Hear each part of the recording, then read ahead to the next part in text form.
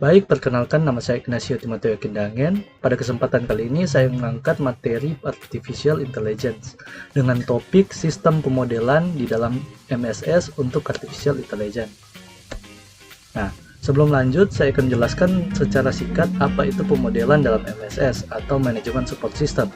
MSS atau Management Support System mengacu pada sebuah proses yang menciptakan representasi abstrak dari suatu sistem, proses, atau situasi yang nyata untuk membantu seorang manajer dalam memahami, menganalisis, dan meramalkan dan juga mengambil sebuah keputusan.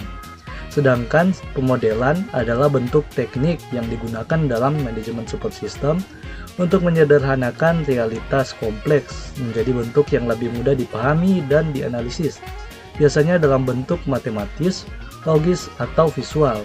Contohnya pada model ini dapat berupa seperti yang pertama ialah model matematis, misalnya persamaan regresi dan model keuangan. Yang kedua ialah model simulasi, seperti simulasi aliran kas dan simulasi rantai pasok.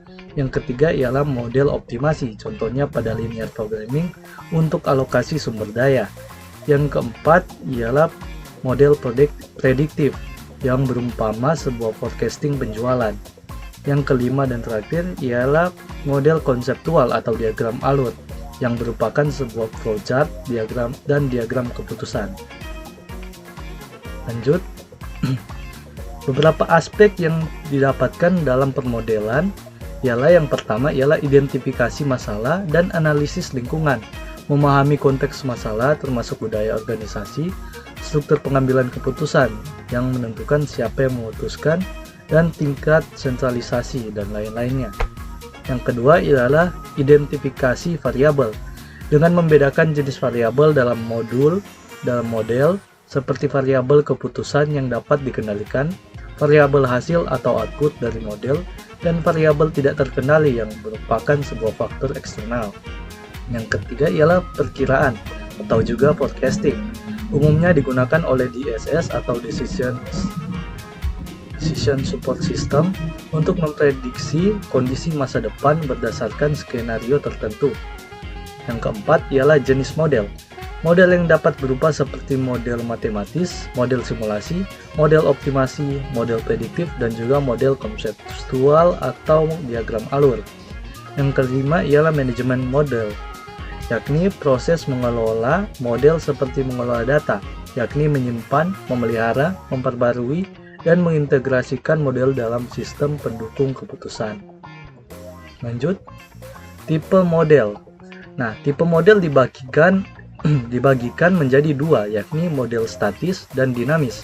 Pada model statis adalah model yang mengambil hanya satu kejadian dalam suatu situasi, di mana semua kejadian tersebut terjadi dalam satu interval waktu, baik interval tersebut singkat maupun panjang. Nah, model ini mengasumsikan adanya stabilitas selama interval tersebut. Contohnya dari model statis antara lain laporan pendapatan triwulan atau tahunan, serta keputusan mengenai apakah suatu produk akan dibuat sendiri atau dibeli dari pihak luar.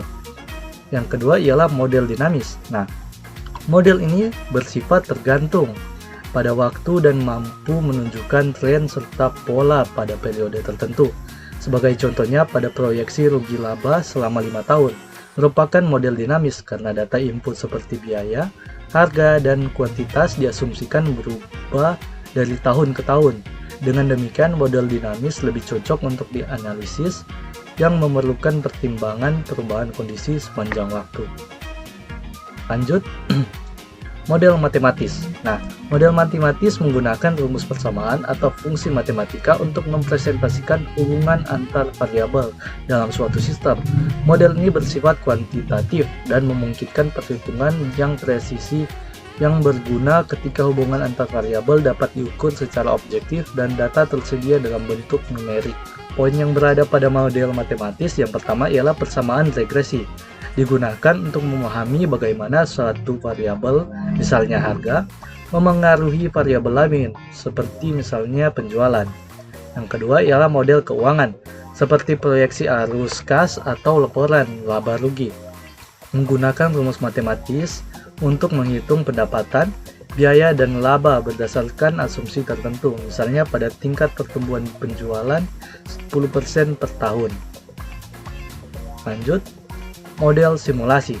Nah, model simulasi meniru operasi sistem nyata dalam lingkungan virtual untuk mengamati bagaimana sebuah kondisi sistem tersebut berperilaku di bawah berbagai kondisi. Nah, berbeda dengan model optimasi, simulasi tidak selalu mencari solusi terbaik, tetapi mengeksplorasi berbagai kemungkinan hasil. Sangat cocok untuk sebuah sistem yang kompleks, dinamis, dan juga melibatkan ketidakpastian. Nah, poin yang berada pada model simulasi yang pertama ialah simulasi aliran. CAS memungkinkan perusahaan menguji skenario keuangan seperti dampak keterlambatan pembayaran pelanggan terhadap likuiditas. Yang kedua ialah simulasi rantai pasok.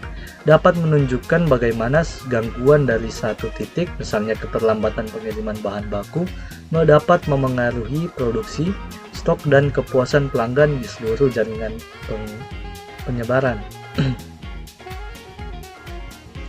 Lanjut, model optimasi. Nah, model optimasi sendiri dirancang untuk menemukan sebuah solusi terbaik atau optimal dari sekumpulan alternatif, biasanya dengan memaksimalkan keuntungan atau meminimalkan biaya sambil mematuhi sejumlah batasan yang efektif ketika masalah terstruktur dengan baik dan semua parameter diketahui secara pasti. Dalam model optimasi, linear programming merupakan salah satu teknik optimasi yang paling umum. Misalnya dalam alokasi sumber daya, linear programming dapat digunakan untuk menentukan kombinasi produk yang harus diproduksi agar laba maksimal dengan mempertimbangkan keterbatasan mesin, tenaga kerja, dan bahan baku. Nah, yang kedua ialah model ini memerlukan definisi yang jelas atas variabel keputusan, fungsi tujuan, dan juga kendala atau constraint. Lanjut, linear programming. Apa itu linear programming?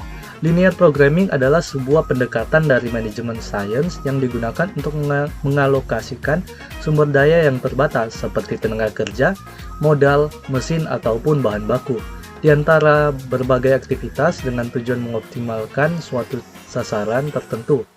Misalnya meminimalkan biaya atau memaksimalkan sebuah laba. Ciri-ciri linear programming dalam manajemen support system ialah yang pertama, digunakan dalam model optimasi. Kedua ialah terdiri dari 3 komponen utama, yakni decision variable atau variabel keputusan, objective function atau fungsi tujuan, dan constraint ataupun batasan. Yang ketiga ialah mengasumsikan semua data diketahui dengan kepastian atau certainty. Yang keempat ialah hasil total bersifat aditif atau total hasil dari penjumlahan. Yang kelima ialah memerlukan antarmuka khusus agar sistem dapat berkomunikasi. Lanjut, model prediktif. Nah, model prediktif bertujuan untuk memperkirakan kejadian di masa depan berdasarkan data historis dan pola yang teridentifikasi. Model ini banyak digunakan dalam perancangan strategis dan operasional untuk mendukung pengambilan keputusan proaktif seperti perencanaan produksi, manajemen inventory, ataupun anggaran pemasaran. Nah, poin yang berada pada model prediktif yang pertama ialah forecasting. Penjualan menggunakan data penjualan masa lalu, tren musiman, dan faktor eksternal seperti iklan atau kondisi ekonomi untuk memprediksi permintaan di bulan atau tahun mendatang. Yang kedua ialah teknik yang umum meliputi rata-rata bergerak, pemulusan eksponensial, regresi, hingga metode berbasis machine learning. Lanjut, model konseptual atau diagram alur. Nah, model konseptual itu bersifat kualitatif dan digunakan untuk menggambarkan sebuah struktur, alur, ataupun logika suatu sistem tanpa melibatkan perhitungan matematis. Hal tersebut sangat membantu dalam memudahkan komunikasi ide, pemahaman sistem secara holistik, dan pengambilan keputusan di lingkungan yang tidak sepenuhnya terstruktur. Contohnya adalah yang pertama, flowchart atau diagram alur, menunjukkan urutan langkah dalam suatu proses, misalnya alur persetujuan pengajuan anggaran dari level bawah ke manajemen yang atas. Yang kedua ialah diagram keputusan, seperti pohon keputusan, membantu memvisualisasikan pilihan, kemungkinan hasil, dan konsekuensi dari setiap keputusan. Misalnya pada saat memilih antara membangun pabrik baru atau menyewa fasilitas yang sudah ada. Lanjut. Nah, pemrograman dan metodologi heuristik. Nah, pemrograman heuristik adalah suatu cara menyelesaikan masalah dengan menggunakan aturan praktis atau rule of thumb dan strategi yang didasarkan pada pengalaman, sehingga bisa mendapatkan solusi yang cukup memadai dalam waktu yang singkat.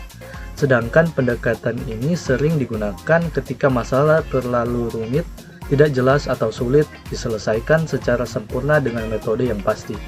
Sementara itu, metodologi heuristik merujuk pada sebuah proses yang terorganisir untuk merancang dan menerapkan sebuah pendekatan heuristik.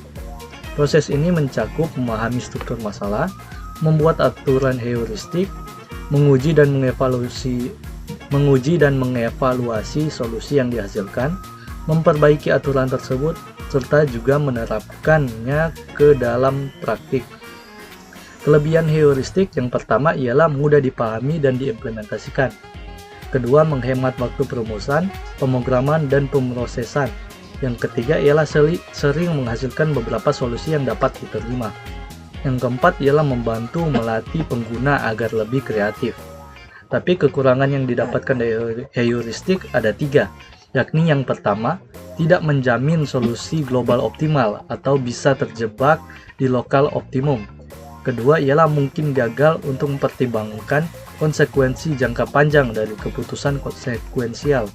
Yang ketiga ialah tidak selalu memperhitungkan saling ketergantungan antar komponen dari sistem. Nah, itu saja dari saya ucapkan terima kasih.